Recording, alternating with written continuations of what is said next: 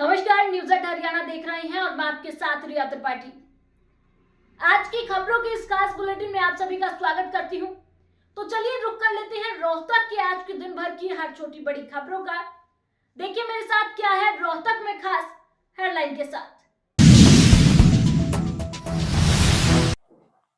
हरियाणा के सहकारिता कारागार निर्वाचन विरासत एवं पर्यटन मंत्री डॉक्टर अरविंद शर्मा ने कहा कि प्रधानमंत्री नरेंद्र मोदी किसानों के सबसे बड़े हितैषी हैं। सरकार द्वारा किसानों की आय को बढ़ाने के लिए अनेक कदम उठाए गए हैं। उन्होंने किसानों को आह्वान किया कि वे हर प्रकार के आंदोलन से दूर रहकर प्रदेश के विकास में अपना योगदान दें। कुछ लोग प्रदेश का माहौल खराब करना चाहते हैं। किसान ऐसे लोगों से सावधान रहे। डॉक्टर अरविंद शर्मा महम स्थित सहकारी चीनी मिल के 35वें गन्ना पिराई सत्र 2024-25 का विधिवत शुभारंभ करने के उपरांत उपस्थित गण को संबोधित कर रहे थे। इससे पूर्व डॉक्टर अरविंद शर्मा महम चीनी मिल परिसर स्थित धर्म कांटे से गन्ने से भरे ट्रैक्टर ट्रॉली को खुद चलाकर चैन तक लेकर आए। इस अवसर पर राज्यसभा सांसद रामचंद्र जांगड़ा भी ट्रैक्टर पर मौजूद रहे। सहकारिता मंत्री डॉक्टर अरविंद शर्मा, राज्यसभा सांसद रामचंद्र जांगड़ा, हरियाणा शुगर फेड के चेयरपर्सन धर्मवीर सिंह डागर ने हवन यज्ञ में पूर्ण आहुति डाली तथा चीनी मिल के बाउलर का बटन दबाकर गन्ना पिराई सत्र का विधिवत रूप से शुभारंभ किया। सभी अतिथिगण ने चीनी मिल की चैन में गन्ना भी डाला। उन्होंने चीनी मिल में सबसे पहले गन्ना लेकर पहुंचे 3 किसानों व एक ट्रक ड्राइवर को सम्मानित भी किया। सहकारिता मंत्री डॉक्टर अरविंद शर्मा ने कहा कि प्रदेश सरकार द्वारा गन्ना किसानों के गन्ने की फसल का 1 सप्ताह में भुगतान करवाया जाएगा। उन्होंने कहा कि चीनी मिल किसान की धड़कन है, जिनकी शुरुआत किसानों के संघर्ष से हुई है। उन्होंने क्षेत्र के किसानों का आह्वान करते हुए कहा कि किसान ज्यादा से ज्यादा गन्ना उगाए। सरकार द्वारा किसानों को किसी प्रकार की समस्या नहीं होने दी जाएगी।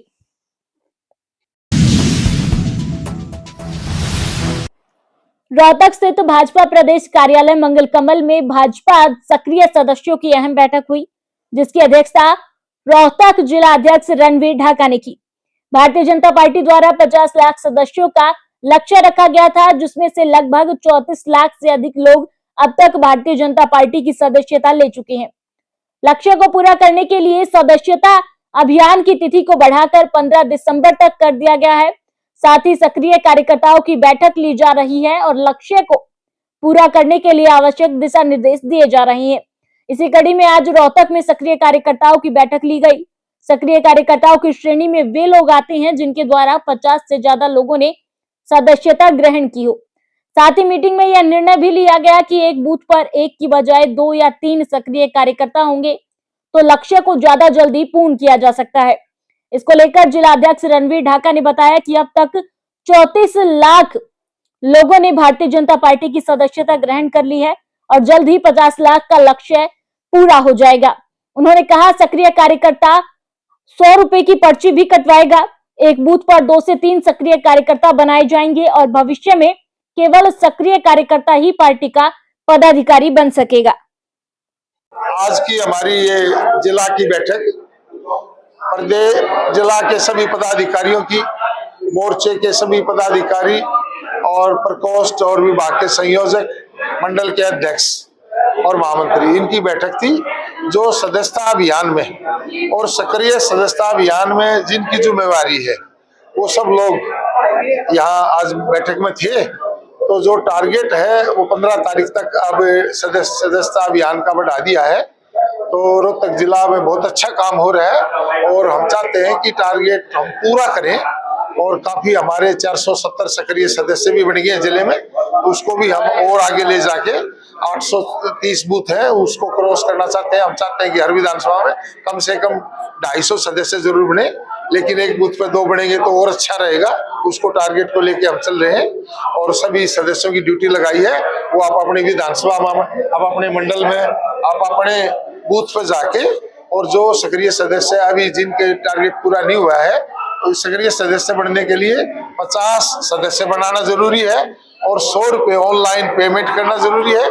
उसके बाद रसीद कटेगी तो सक्रिय सदस्य ही पदाधिकारी हो सकते हैं। ये कॉन्स्टिट्यूशन में है, चाहे मंडल अध्यक्ष हो, चाहे बूथ अध्यक्ष हो, चाहे जिला अध्यक्ष हो, चाहे कोई भी जिम्मेवारी हो पार्टी में सक्रिय सदस्य कोई मिलती है।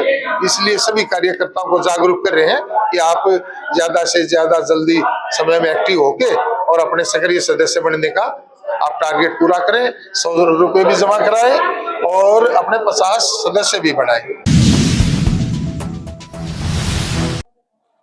हरियाणा प्रदेश की नई राजधानी और अलग हाईकोर्ट हरियाणा के बीच उत्तर तथा दक्षिण से समान दूरी पर बनाने की मांग को लेकर तमाम सामाजिक संगठन एकजुट हो गए हैं। इसको लेकर स्वाभिमान आंदोलन का आगाज कर दिया गया है। आज रोहतक के बार एसोसिएशन में वकीलों, सामाजिक संगठनों से इस आंदोलन को लेकर चर्चा की गई। इसके बाद स्वाभिमान आंदोलन अध्यक्ष न्याय पक्ष के संयोजक रणदीप लोचब चौधरीवास ने बताया कि हरियाणा एक ऐसा प्रदेश है जिसकी राजधानी हरियाणा के बीच में ना होकर हरियाणा से लगभग बाहर है। आने वाले समय में सरकार चंडीगढ़ और पंचकुला में राजधानी बनाने की सोच रही है। स्वाभिमान आंदोलन के जरिए अपनी इस मांग को प्रदेश के हर व्यक्ति तक पहुंचाने के लिए एक बड़ी प्रदेश स्तरीय बैठक होने जा रही है, जिसका आयोजन हांसी के जाट धर्मशाला में किया जाएगा, जिसमें प्रदेश भर से लोकहित, भावी पीढ़ी के उज्जवल भविष्य को देखते हुए तमाम प्रबुद्ध जन व समाज सेवी संगठनों के लोग एकत्रित होंगे। उन्होंने कहा कि इस बैठक में आगामी रणनीति तय की जाएगी। साथ ही उन्होंने बताया कि हम अपने आंदोलन को शांतिपूर्ण तरीके से करेंगे और हमारा आंदोलन गांधीवादी विचारधारा से प्रेरित होगा।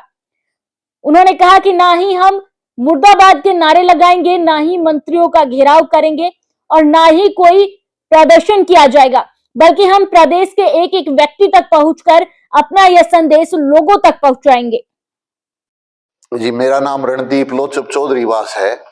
न्याय पक्ष संगठन की तरफ से हम हिसार से आए हैं और न्याय पक्ष संगठन जो एक गैर राजनीतिक संगठन है, वो एक स्वाभिमान आंदोलन चला रहा है, जिसका मुख्य मुद्दा है कि हरियाणा की राजधानी हरियाणा के बीच बनाओ, मैम और हिसार के बीच बनाओ, भिवानी और जींद के बीच बनाओ। चाहे राजधानी मैम में बने, तोसाम में बने, बुआड़ी खेड़ा में बने, हांसी में बने, नारनौल दुचाने में बने, हरियाणा के बीच की जगह है। सरकार सर्वे करवा करके हरियाणा के बीच में राजधानी बनाए।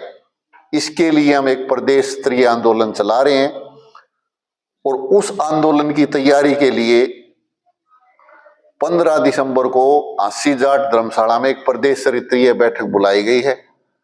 उस बैठक में प्रदेश के सभी जागरूक नेता, सभी जागरूक जनता, वकील, पूर्व अधिकारी, पूर्व कर्मचारी, वर्तमान कर्मचारी, हम तो ये भी कह रहे हैं भी जो कर्मचारी अब हैं वो भी आए, पुलिस प्रशासन के लोग, क्योंकि सबसे ज्यादा जो दुखी है वो प्रशासनिक लोग हैं, उनको इतनी दूर आना जाना पड़ता है। और आम जनता, युवा, बेरोजगार, छात्र, किसान सभी, और प्रदेश के जाने माने रणनीतिकार, विद्वान लोग इस बैठक में भाग लेंगे। और इस बैठक का निमंत्रण देने के लिए आज हम बार एसोसिएशन रोहतक में आए हैं और जो हमारे साथी हरिवर्धन जी मैडम हैं और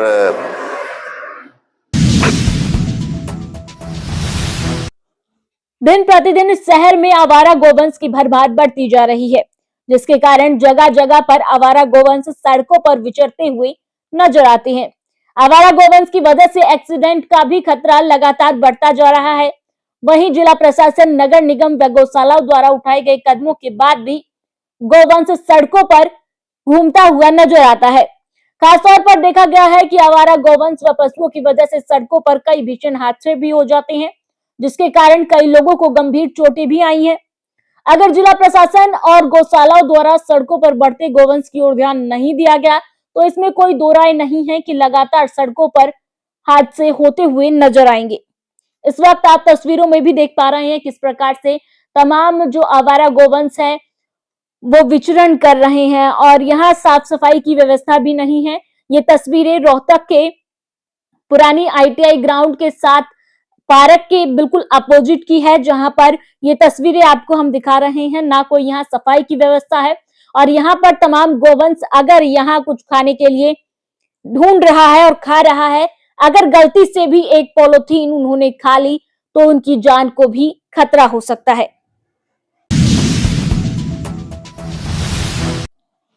सिविल सर्जन कार्यालय में मासिक क्लिनिक मीटिंग बुलाई गई, जिसकी अध्यक्षता civil surgeon doctor Ramesh Arya ने की। उन्होंने जिले के सभी उप सिविल सर्जन तथा वरिष्ठ चिकित्सा अधिकारियों एवं चिकित्सकों को आदेश दिए कि जिले में स्वास्थ्य विभाग के सभी राष्ट्रीय कार्यक्रमों को आमजन के लिए लागू किया जाए। उन्होंने जिले के सभी कार्यक्रमों की रिपोर्ट का मूल्यांकन किया। उसके उपरांत दिशा निर्देश दिए कि किसी भी प्रकार की जिले में दवाइयों की कोई कमी नहीं है, आमजन को समय पर स्वास्थ्य सेवाएं मुहैया कराई जाए तथा सरकार द्वारा प्रदान की जाने वाली स्वास्थ्य योजनाओं का लाभकारी योजनाओं का लाभार्थी को लाभ समय पर मिलना चाहिए।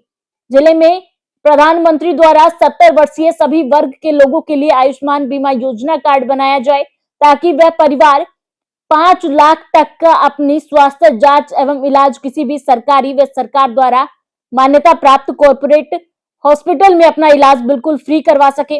उन्होंने कहा कि अपने अपने एरिया में गर्भवती महिलाओं का 100% पंजीकरण होना चाहिए। उनकी डिलीवरी सरकारी संस्थागत होनी चाहिए। उन गर्भवती महिलाओं को प्रसूति करवाने के लिए सरकार द्वारा चलाई जा रही 108 एम्बुलेंस सेवाएं बिल्कुल फ्री हैं। 0 आयु से लेकर 5 वर्ष तक की आयु तक के बच्चों को जानलेवा बीमारियों से बचाने के लिए सभी प्रकार के टीके लगाए जाए। यह सुनिश्चित करें कि अपने अपने एरिया में सभी बच्चों को 100% टीकाकरण हो चुका है।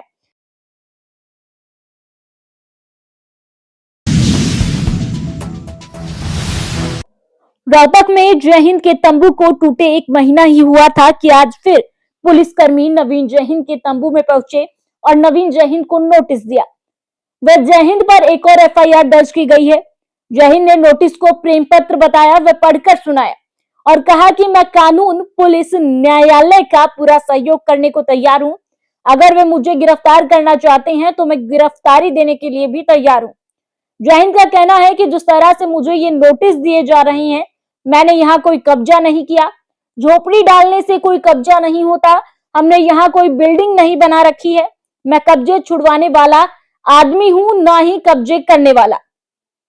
उन्होंने कहा कि मैं कहना चाहता हूं कि यहाँ पेड़ों के नीचे पूरे प्रदेश से लोग अपनी अपनी समस्याएं लेकर हमारे पास आते हैं और हम उनकी समस्याएं सुनते हैं और उनके मुद्दे उठाते हैं।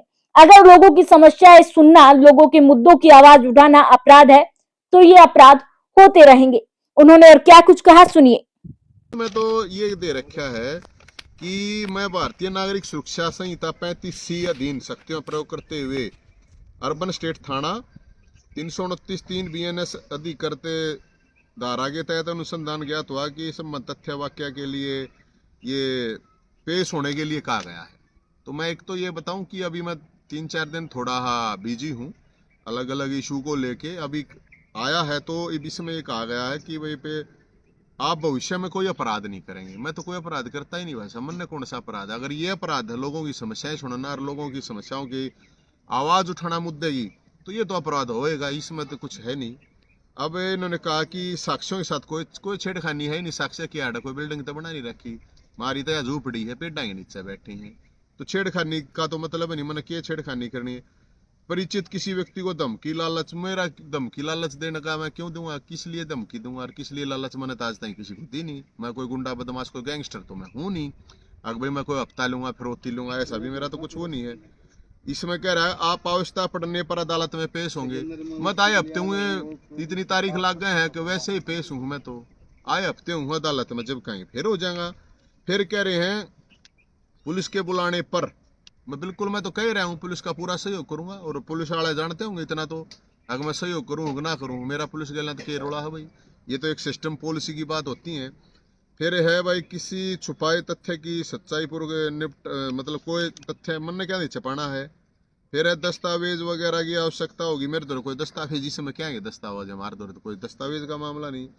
आप सह अपराधी को पकड़े जाने पर सहयोग करेंगे। इसमें सह अपराधी के हैं भाई, इसमें कौन सा अपराध कर रहा है, किसी ने चोरी डकैती कर रखी और क्या मैं कर रखा हो, क्या ये सह अपराधी है। तो ये मैं रहूं 1 मिनट सर। फिर अन्य कोई शर्त जो भी है थाने में बुला जा, मैं कह रहा हूँ।